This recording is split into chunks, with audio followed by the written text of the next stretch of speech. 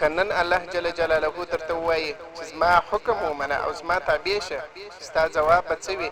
آیا د حضرت ابراهیم علیه السلام په شان به ووایه ما د ټولو عالمونو رب ته ځان سپارلی دی؟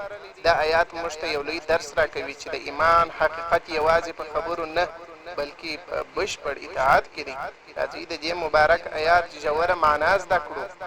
د سورة البقره 131 آیات چې ژباړه هغه په دا ډول ده: کله چې د هغه رب ورته وویل ځان زما فرمان ته وسپاره، هغه وویل ما د ټولو عالمونو رب ته ځان سپارلی دی.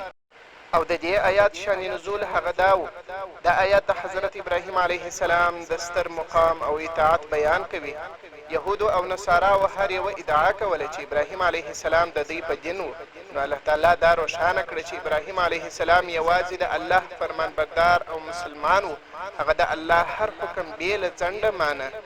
او د دې آیات تفسیر مفسرونو داسې بیان کړی: الله تعالی د ابراهیم علیه السلام هغه عظیمه ځانګړنه بیانوي چې کله الله ورته د تسلیمۍ او اطاعت امر وکړ نو سمدستي وویل اسلمت لرب العالمین، یعنی ما خپل ځان د ټول کائنات د رب فرمان ته سپارلی دی.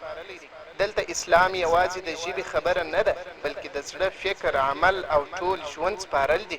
حضرت ابراهیم علیه السلام د ژوند په هر امتحان کې د الله حکم ته غاړه کېښوده.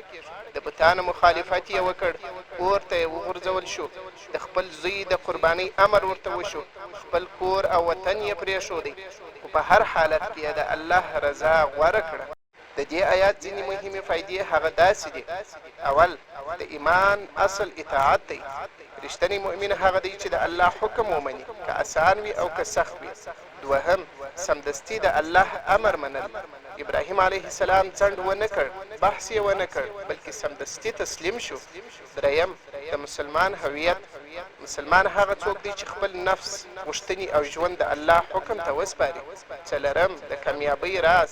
د دنیا او آخرت بریا د الله په اطاعت کې ده. پنځم، د الله محبوب بندگان.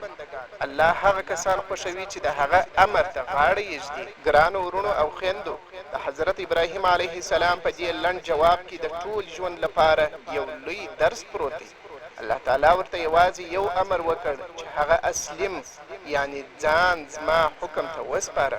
ابراهیم علیه السلام ونه ویل چې ولې او څنګه او تر کله، بلکې سمدستي وویل اسلمت لرب العالمین، ما د ټولو عالمونو رب ته ځان سپارلی دی.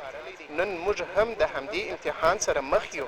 الله تعالی موږ ته د لمانځه امر کوي، د قرآن د تلاوت امر کوي، د مور او پلار د خدمت امر کوي، د حلال رزق د پیدا کولو امر کوي، د دروغو، غیبت او ظلم څخه د ځان ساتلو امر کوي.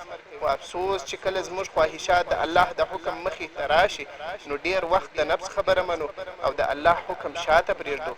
فکر وکړئ، که حضرت ابراهیم علیه السلام د خپل نفس خبره منلې وای نو نه به د الله خلیل ګرځېدلی وای او نه به یې نوم تر قیامته په عزت یادېده.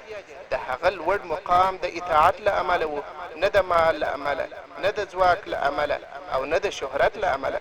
ورونو او خویندو، دنیا ډیره لنډه ده. هغه ورځې لرې نه دي چې موږ به د قبر په تیاره کوټه کې یوازې پاتې شو. هلته به هیڅ مددګار او کومک کوونکی نه وي.